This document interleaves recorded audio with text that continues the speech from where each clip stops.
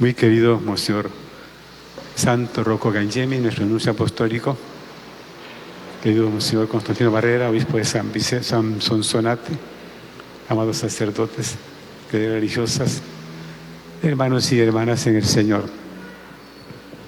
Ya ustedes se dieron cuenta quiénes estamos aquí. Somos los históricos. Hemos caminado juntos en las buenas y en las malas. Y estamos aquí, hemos llegado a esta meta provisional.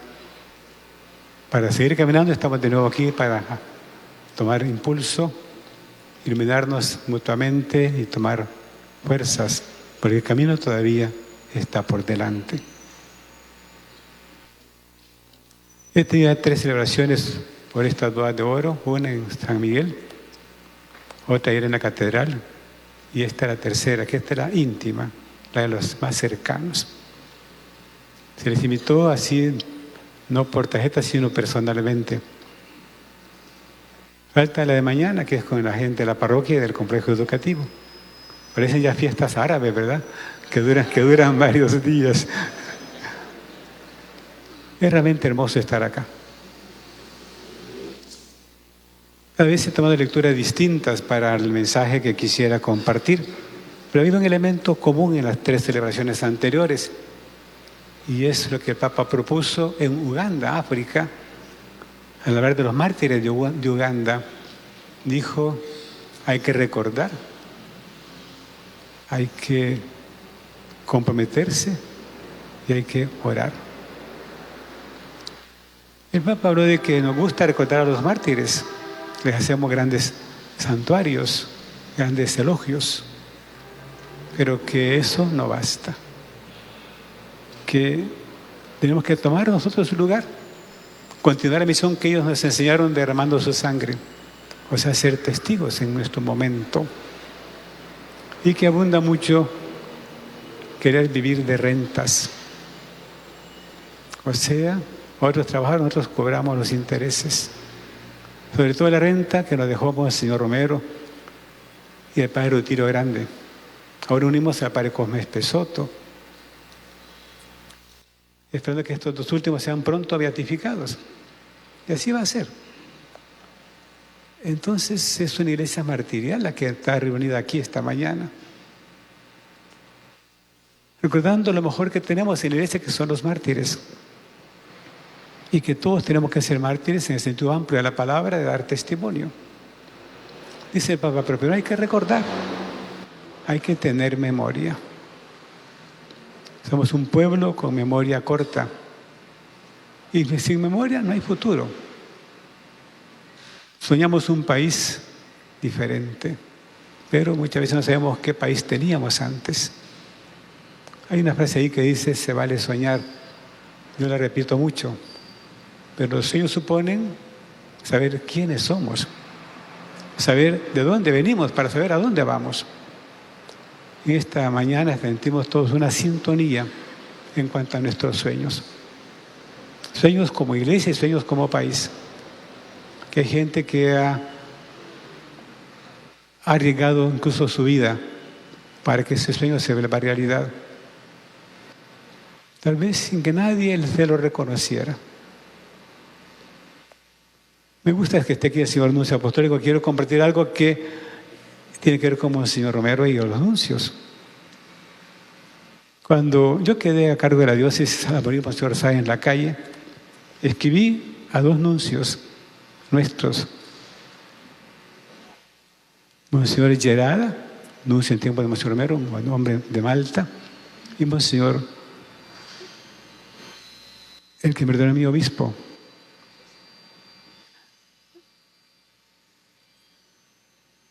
Y los 2 me contestaron. Yo les pregunté su testimonio sobre Monseñor Romero para la causa de beatificación. Los 2 se contestaron con palabras muy elogiosas. Y Monseñor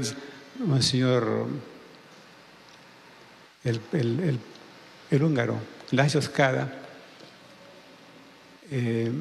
me contó en su texto que él le avisó a Monseñor Romero que lo iban a matar, que tuviera cuidado. Pues bien, de él habla Monseñor Romero en su diario, contando los últimos días de su ministerio, cuando el nuncio quiso que los obispos lograran una comunión entre ellos, pidiéndose perdón mutuamente y también comprometiéndose a trabajar por la unidad.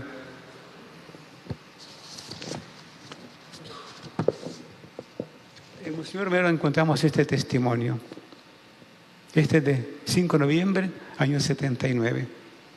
Recibí una carta del señor nuncio de Costa Rica, traída por una religiosa salesiana, en la cual, en forma confidencial, me comunica que de la Secretaría de Estado del Vaticano le han suplicado que me advierta que ha llegado allá de fuente fidedigna la noticia de una amenaza contra mi vida de parte de la extrema izquierda.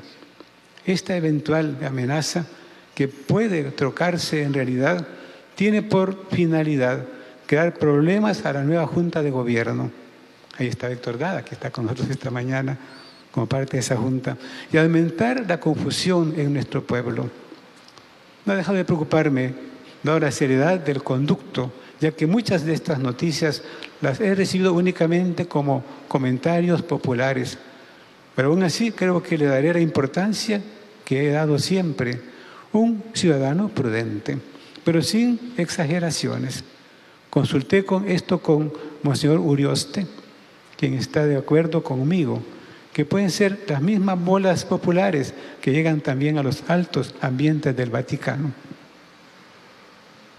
Continúa Monseñor diciendo: con mi colaborador en los diálogos de los miércoles, el seminarista Octavio, preparé un breve diálogo para dar a conocer esta amenaza a la que me refería antes y dar mis impresiones de serenidad y tranquilidad. Decir que es corriente que quien se dedica a predicar la verdad y la justicia sea signo de contradicción en el mundo y que su voz, aunque la callara la muerte, siempre seguirá sonando en la conciencia de quienes piensan lo mismo. Profético, ¿verdad? Mi voz desaparecerá, pero Cristo seguirá presente. Después habla más adelante qué pasó en la reunión con los obispos. Yo lo llevé esa mañana a Yagualo, ahí fue la reunión de los obispos con el nuncio, y le comenta el día, en marzo del año siguiente. Comentamos precisamente, por la tarde acudí a la audiencia con el señor nuncio de Costa Rica, que ha venido por encargo del Santo Padre para trabajar por la unidad del episcopado en El Salvador. Me entregó una carta del cardenal secretario de Estado en que me pide la colaboración para el mejor logro de esta finalidad. Comentamos varios aspectos de su unión, expliqué mi posición en la Iglesia. Después de varias cosas, termina diciendo: creo que ha quedado clara la idea de mi posición y acepto, desde luego, que en todas aquellas cosas accidentales en que se puede ceder, estoy dispuesto a ceder por el bien de la paz, pero nunca mis convicciones de fidelidad al Evangelio y a las líneas nuevas de la Iglesia y a mi querido pueblo. Eso fue el día 11 de marzo. El día 12 de marzo, y en el 80, o sea, dice Monseñor: después del nuncio me hizo una exhortación durante la homilía. Están ya los obispos reunidos en Ayahualo, que después de misa quiso concretar en pedir un diálogo en que hablaran los dos sectores en diferencias de la conferencia episcopal. Por mi parte, expresé que era mi afán de fidelidad al Evangelio y a la doctrina de la Iglesia, la cual siempre resulta conflictiva cuando se le aprueba, no solo en teoría, sino cuando se trata de vivir. Y también señalé que estas divisiones ya eran en tiempos de Monseñor Chávez y que eran siempre como una crítica en contra de la arquidiócesis, que trata de ser fiel a estas líneas de la Iglesia posconciliar. Después de varias cosas termina diciendo: el Señor dirá, y de mi parte quiero ofrecerle todos estos sacrificios y sinsabores, a fin de que prevalezca el Evangelio y todos nos convirtamos a la verdad y al servicio de Dios y de nuestro pueblo. Este es el pastor que hemos tenido y que tanto bien nos ha hecho a la iglesia y al mundo. Ahora estamos en otro momento. Una conferencia unida, en comunión. No nos cuesta ponernos de acuerdo y seguimos soñando. Ayer se dio a conocer un comunicado de los obispos donde se incluye en el programa del año la visita a Ciudad Barrios, como algo ya asumido por los obispos que el año pasado caminaron. Esta iglesia que camina es una gran esperanza. Hoy pues celebramos esto, recordamos el camino recorrido y recordamos quién nos congrega aquí. Aquel que dijo: el Espíritu Señor está sobre mí porque me ha ungido y me ha enviado a dar buenas noticias a los pobres. Aquí tenemos nuestros pobres con nosotros acá en la misa. Son parte de nuestra familia. Cuánto bien nos hacen a recordarnos que en ellos tocamos la carne de Cristo.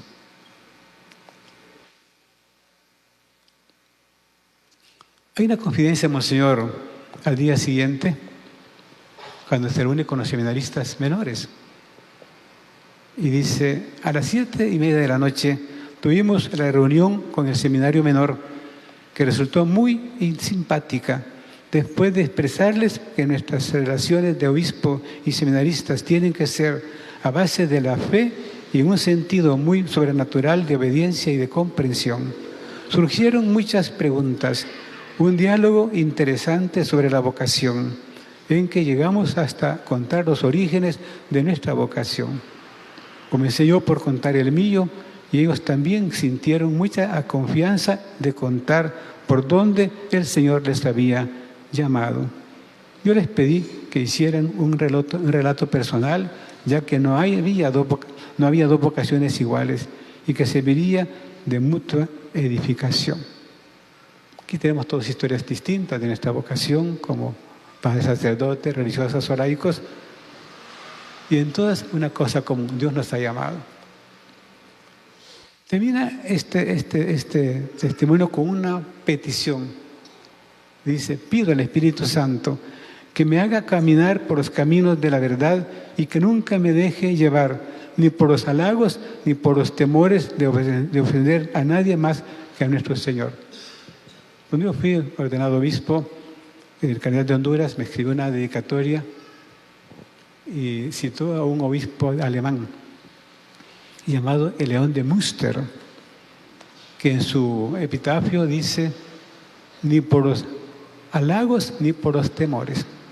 A uno le pueden comprar con regalos o lo pueden asustar. ¿Cómo caminar en la vida fiel a una misión? Monseñor Mero supo vivir ese criterio. Sufrió mucho.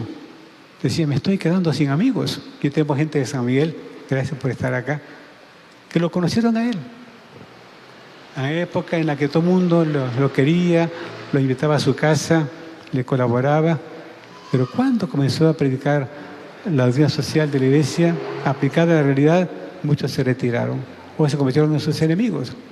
Me estoy quedando sin. Aquí están los amigos. Todos sintonizamos con esta manera de ser iglesia y también de ser país. Queridos hermanos, estamos haciendo memoria. No podemos olvidar. Yo escribí un pequeño testimonio sobre los obispos que fueron parte de mi vida de estudiante y de sacerdote. Lo leeré para no ser largo. Se refiere a Monseñor Chávez y a Monseñor Rivera. Dice así: cuando el Papa Juan Pablo II visitó por segunda vez la Catedral de San Salvador el 8 de febrero de 1996, al hablar a los jóvenes hizo este elogio de nuestros pastores. Cito al Papa Juan Pablo: me alegro en el Señor al encontrarme con todos ustedes ante esta catedral tan estrechamente ligada a los gozos y esperanzas del pueblo salvadoreño. En ella descansan, esperando su resurrección, los recordados Monseñor Luis Chávez y González, prelado modelo de virtudes, Monseñor Óscar Arnulfo Romero, brutalmente asesinado mientras ofrecía el sacrificio de la misa y ante cuya tumba recé en mi anterior visita pastoral. Y ahora voy a rezar de nuevo, complacido de que su recuerdo siga vivo entre ustedes. Monseñor Arturo Rivera Damas, que entró en la eternidad después de haber visto despuntar en el horizonte la paz por la que junto a los demás obispos de El Salvador había trabajado incansablemente. Qué bella síntesis de nuestros pastores. Yo bajé a la cripta cuando tomé la diócesis, mientras esperamos al nuevo arzobispo, a orar en sus tumbas. Las 3 columnas de la iglesia son ellos para nosotros. Luego sigo diciendo, conocíamos al señor Luis Chávez y González, tercer arzobispo de San Salvador en 1957. Yo tenía 13 años cuando ingresé en el seminario menor, y lo vi muchas veces porque era asiduo visitante del seminario. Él decía que tenía 3 amores: el seminario, la catequesis y las escuelas parroquiales. Cuando fui nombrado rector del seminario mayor, después del largo periodo en que los jesuitas dirigían este centro de formación sacerdotal, siempre fue muy amable conmigo. Pero lo más asombroso fue lo que sucedió cuando se publicó la noticia de mi nombramiento como obispo auxiliar de Monseñor Arturo Rivera Damas. ¿Qué sucedió? Que llegó al seminario para felicitarme y me traía como regalo su báculo pastoral, ese que uso normalmente, y cuando lo empuño siento que tengo entre mis manos una herencia preciosa y una reliquia.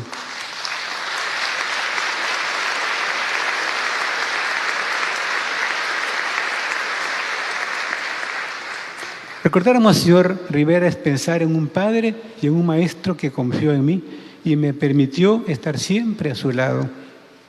Decían que estábamos dirigiendo la diócesis conjuntamente. Tenía un gran respeto por Monseñor Chávez y una estima profunda por Monseñor Romero, de quien fue su sucesor en la arquidiócesis de San Salvador. Cuando le tocó predicar su primera homilía en la catedral como administrador apostólico, se mantuvo fiel a su estilo. Y cuando alguien le reprochó que hablaba como si no le dolieran los muertos, respondió que él no era Monseñor Romero.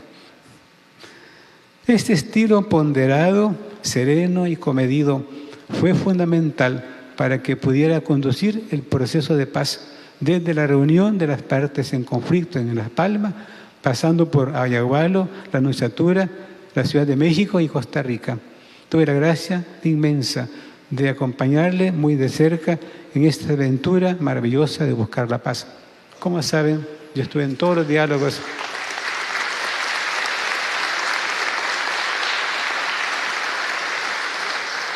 Fui el único que estuve en todos los diálogos. Es un Guinness Record que todavía no he reclamado.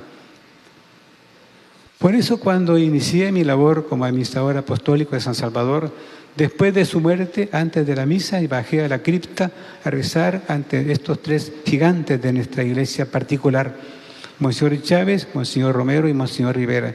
Ellos son las columnas más fuertes de nuestra iglesia arquidiocesana.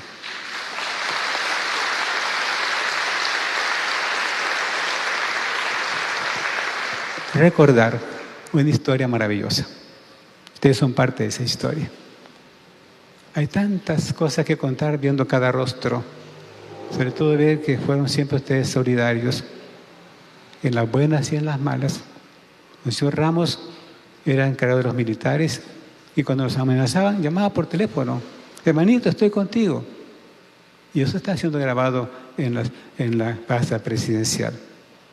Lo terminaron matando a Monseñor Ramos. Y ese asesinato ha pasado en silencio. Queremos retomar esa historia y hacer justicia. De hecho, en nuestra lista de mártires que mandamos a Roma, aparece el nombre de Monseñor Ramos como mártir de nuestra iglesia y modelo de los futuros sacerdotes. Yo quiero ahora recordarlo con inmenso cariño.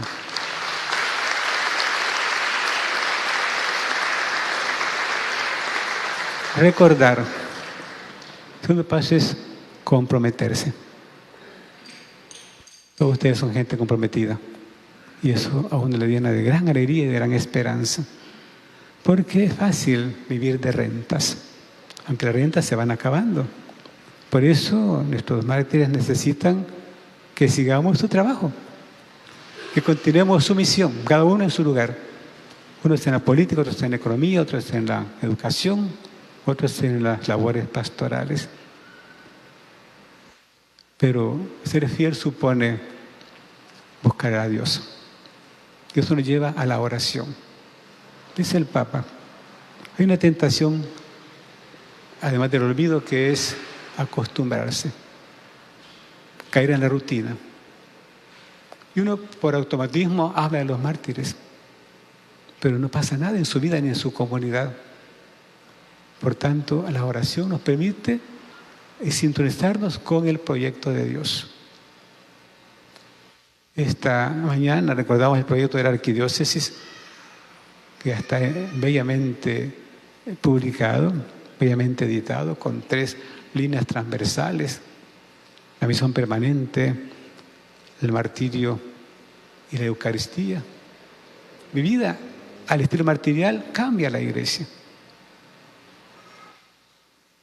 Después de recordar, comprometerse y hacer memoria, viene a soñar un futuro. Esta mañana yo quiero soñar con ustedes el sueño de Dios para esta iglesia y para este país. Y esto se sintetiza en la segunda lectura, donde escuchamos: Cristo es nuestra paz. Yo pasé una semana en Esquipulas buscando un lema para mi ministerio episcopal, escrutando la Biblia por revés y por derecho. Ahí está el Padre Fernando como parte del monasterio de Esquipulas. Finalmente encontré la frase: Cristo es nuestra paz. Estábamos en plena guerra, año 82. Y yo en mi homilía inaugural hablaba de que sería yo un artesano de la paz al lado de Monseñor Rivera. Pues nunca pensé que sería una cosa tan seria, ¿verdad? Y tan arriesgada. El mundo está dividido. El mundo ha estallado. Cada día hay más violencia, más indiferencia. Se globaliza la indiferencia. Y ahí tocas el reto de globalizar la solidaridad. Y eso supone tener un proyecto claro de lo que Dios quiere. Y el Papa fue tan claro cuando comenzó su pontificado al decir que el mundo de hoy está construido sobre el dinero y la ganancia, y que aplasta al ser humano sin ninguna piedad. En cambio, Dios nos pide poner en el centro a la persona humana, buscar su desarrollo integral.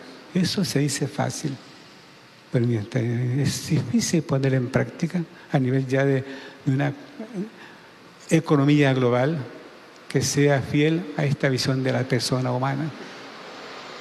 Hay que soñar entonces y ser creativo. A veces pequeños gestos indican el camino. El mundo está gritando la piedad. La naturaleza está clamando que la cuidemos. La ecología es una prioridad ahora en la iglesia. Y eso es una esperanza. Pero tal vez llegamos tarde ya en muchas situaciones. Pero la paz nace del corazón. Y supone entonces una actitud de conversión. Y la paz tiene un nombre, se llama Jesucristo. Ustedes están aquí conmigo esta mañana, tienen esta visión de la paz que supone tener hombres nuevos y mujeres nuevas. Esa es la labor del pastor. Ahora no es fácil ser pastor al estilo de Jesús. Hoy abundan los halagos, las comodidades, la vida fácil, estar largas horas en el sofá, y nos cuesta a veces levantarnos, ir a buscar a la gente que necesita ver en nosotros a Jesucristo, buen samaritano. Cristo es nuestra paz. Sembrar comunión, romper muros, derribar muros, tender puentes. El Papa es tan claro, ¿no? Cuando llegó el nuevo presidente de los Estados Unidos, le preguntaron qué pensaba de él, y respondió con una frase muy cortita: la Iglesia no levanta muros, la Iglesia construye puentes. Esta mañana estamos aquí con el pontífice eterno que es Jesucristo. Quiere que todos seamos pontífices, constructores de puentes. Estamos aquí pues esta mañana viendo a Jesús en la última cena. Ese es el tema del Evangelio. Él hace una oración sacerdotal, larga y hermosa, confidencial, y pide por sus discípulos. Antes yo los cuidaba, pero yo me voy al Padre. Cuídalos tú. Y dice, ellos están en el mundo, yo ya no estoy en el mundo.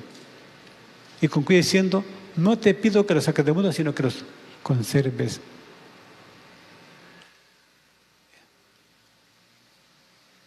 Y esto es lo que nos pedimos esta mañana, estar en el mundo sin ser del mundo. El mundo nos necesita. Y esta fiesta de hoy nos anima a seguir caminando. Hay un número de orientación dedicado totalmente a este aniversario. Tenemos una copia para los sacerdotes y los que también quieren alguna copia también los demás. Y tiene toda una serie de elementos de los que hemos practicado acá. Y entre esos elementos está ¿quiénes han caminado conmigo? Hay fotos que recuerdan a esos caminantes. Y en ese camino están también las religiosas. El Monseñor Sáenz, cuando llegó como arzobispo, me nombró asesor espiritual de la Sierva de la Misericordia de Dios, con un decreto firmado y sellado por él. Y ahí están, pues, colaborando conmigo estrechamente, y con un proyecto atrevido, que es un templo dedicado a Jesús de la Misericordia, ahí en Morazán, un lugar de tantas luchas cruentas, donde hay tantas heridas todavía abiertas. Hoy queremos encomendar este proyecto al Señor para que sea para su gloria. Gracias, hermanos, por estar aquí. Gracias por compartir este momento grande conmigo. Somos la Iglesia del Señor. Queremos ser lo que dijo el Papa en su primera homilía a los cardenales, ya como Papa. Dijo 3 palabras: caminar, construir y confesar. La iglesia es una iglesia en camino, es una iglesia peregrina, es iglesia pueblo de Dios. Pero es tan bonito el símbolo de caminar cada año hacia la cuna del profeta. Hoy ya se volvió normal pensar en esa peregrinación y pone a todo el pueblo en camino, aunque sea desde su televisor. Caminar. Y uno viendo horizontes lindos, feos, que tiene que disfrutar o transformar. Segundo, dice el Papa, construir con piedras vivas, ungidas con el Espíritu Santo. O sea, con bautizados conscientes de su bautismo. Eso somos nosotros esta mañana. Cada uno en su propia situación de sacerdote, religioso o laico. Qué bueno estar acá. Y recordar de dónde venimos, qué iglesia hemos heredado y qué iglesia queremos construir, qué país tenemos, qué país queremos. El Señor cuenta con nosotros y nosotros contamos con Él. En la portada del semanario hay 3 fotos de papas: Juan Pablo, Benedicto y Francisco. Con los 3 he tenido la gracia de poder compartir. Y ayer me entregó el señor Anuncio una carta del Papa Francisco felicitándome por esta boda de oro firmada por él. Qué gran regalo, ¿verdad?